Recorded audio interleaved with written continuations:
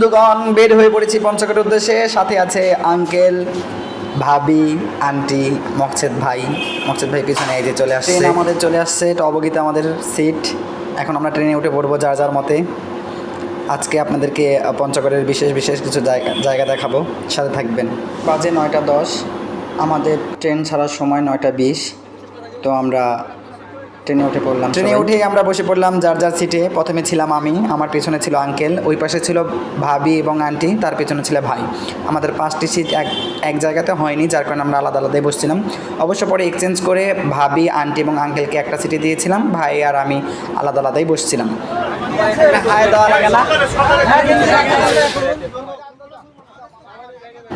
Train যাত্রার সঙ্গী পেয়েছিলাম একদল লালন প্রেমিক, যাদের গানের আড্ডায় আসরে আমাদের ট্রেন যাত্রা খুবই সুন্দর কাটছে। জার্নিটা খুব ভালো ছিল। চলেন তাদের গান শোনা।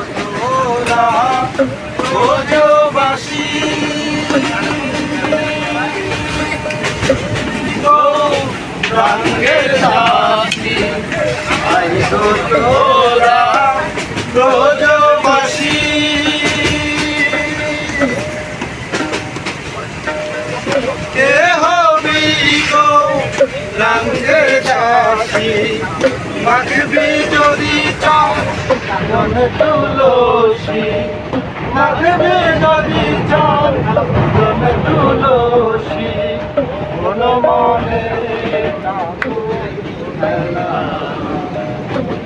তাই আমার নাকের নলো চলার মা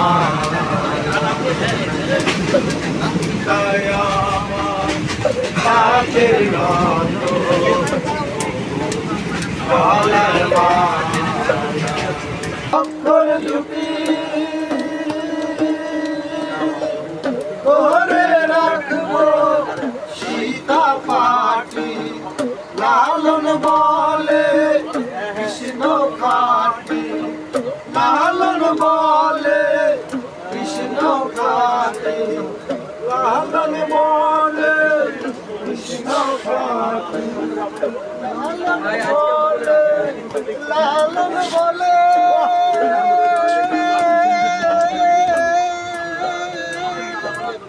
লালন বলে,